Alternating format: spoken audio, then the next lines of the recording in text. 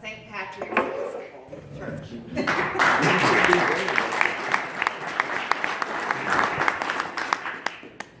Yes, my book was in every Barnes & Noble in the country for 3 months. And most of them got sent back unsold. So, but I'm proud to say, I had friends call me and say, I saw your book at Barnes & Noble. I said, did you buy it? Well, no. Well, go back and buy it. Anyway, okay. On to Christmas. I decided I need a prop today. Anybody feeling frenetic, frantic, crazy about the season? Anybody? Be honest. Okay. I am too. I've been the rector of St. Patrick's Episcopal Church since 2003. This is my 15th Christmas. You know what it's like trying to think of something new to say about Christmas every year? Plus, I'm always invited to Rotary to do the same thing. Say something new about Christmas every year? This is not easy.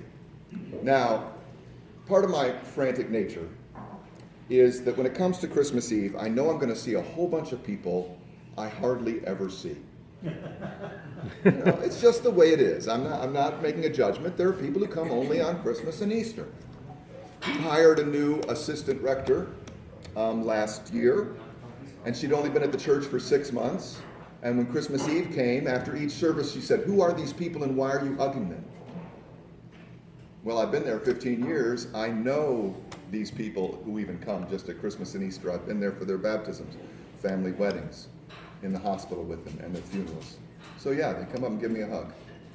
And part of my frenetic nature is that I think that if I could just do the right sermon on Christmas Eve, these people would come back before Easter. I know that's wishful thinking, but I get all psyched up about it anyway. So what I want to talk about today is not just the Christian ideal of Christmas, because Christmas is a Christian holiday, we all know that, but also some of the themes about it that fit with other religions as well. And the theme I want to concentrate on is the idea that we work Christmas so hard to get it right. With our gift buying, with me, with my sermons, with our relationships with family get-togethers and dinners. We work really hard. And sometimes we forget that what happens at Christmas is supposed to work us. That the coming of the divine into human life is about what it does to us. So let's get a simple example of that. I've got a little video here that you're very, very familiar with. Charlie Brown Christmas. There we go, got volume. We're working on the volume. There we go.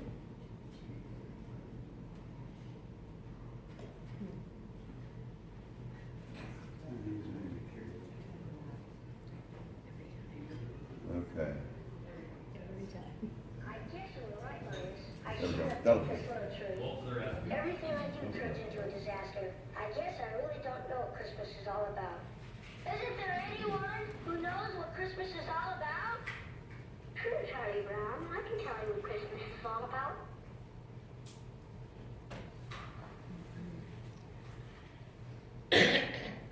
Lights, please. And there were in the same country shepherds, abiding in the field, keeping watch over their flock by night. And lo, the angel of the Lord came upon them. And the glory of the Lord shone round about them. And they were sore afraid. And the angel said unto them, Fear not. For behold, I bring you tidings of great joy, which shall be to all people. For unto you is born this day in the city of David a Savior, which is Christ the Lord. And this shall be a sign unto you.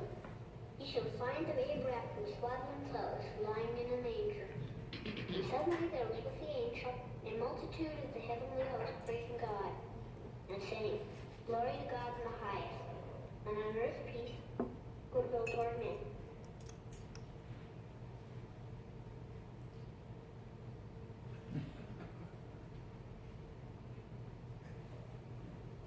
That's what Christmas is all about, Charlie Okay, Brown. we can stop.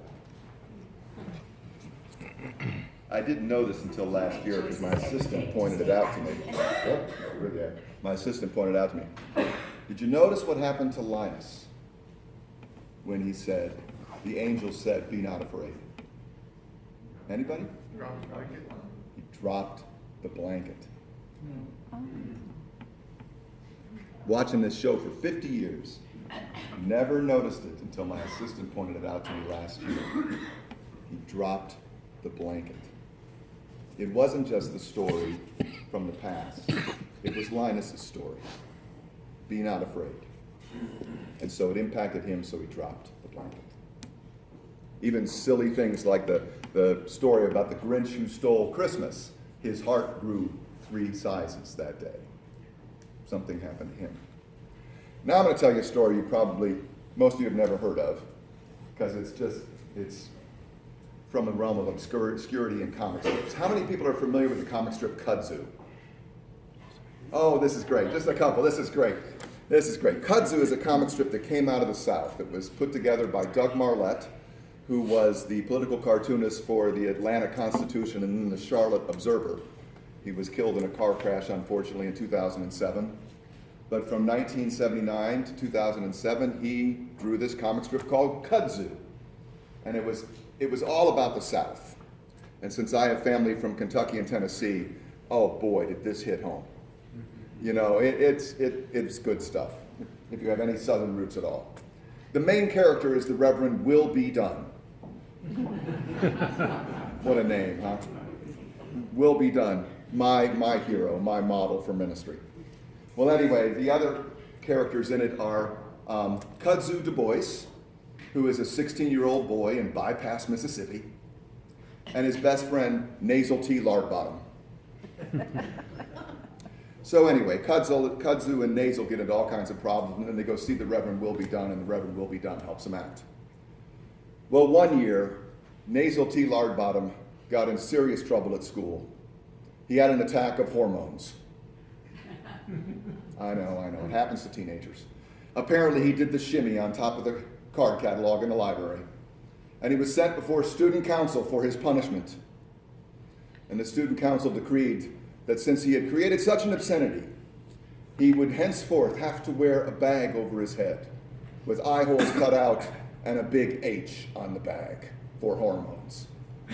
So he did this, and Doug Marlette milked this cartoon for weeks. I mean, just weeks. It would come back over and over again. There'd be Nasal sitting there in the lunchroom at the high school with the bag over his head, and everybody's sitting off to the side. Or there'd be Nasal sitting in class with the bag over his head, and he's way in the corner and nobody else is there. And Nasal is struggling with this because nobody wants to talk to him. Nobody will be his friend. Nobody wants to be with him. And so finally, it's Christmas Eve. Christmas Eve, and he goes to church. And the minute he walks into church, everybody in Bypass Church runs outside. But they all gather around the windows because they want to see what the Reverend Will Be Done is going to do. With Nasal sitting there in the pews with the bag over his head and the H. And you see off to the side just the words, "For unto us a child is born." And then the next scene is the Reverend Will Be Done with a bag over his head and an H on it. Doug Marlette was a great theologian, despite being a cartoonist. He was trying to get across the idea that we're all a mess. Every last one of us. I mean, what did the girls say to Charlie Brown? "You're hopeless, Charlie Brown." Yeah, well, we all are. But no matter what our faith, almost all religions believe that there is a divine presence and a divine power that has loved the universe into being.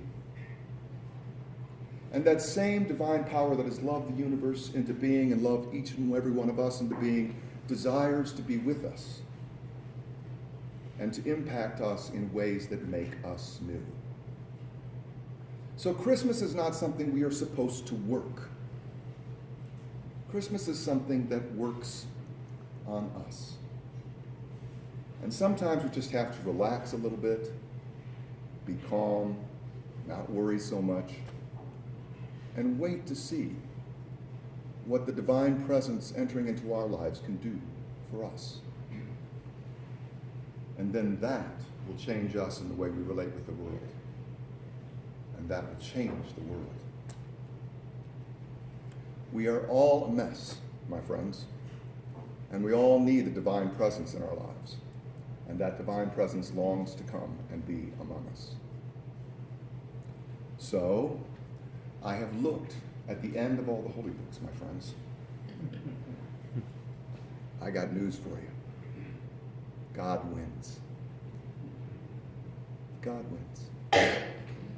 So, happy holidays. Merry Christmas. Blessed Advent, which I love to say because it really freaks people out. They have no idea what I'm talking about. And happy Hanukkah. Celebrate, have a great time. Let Christmas work you this year.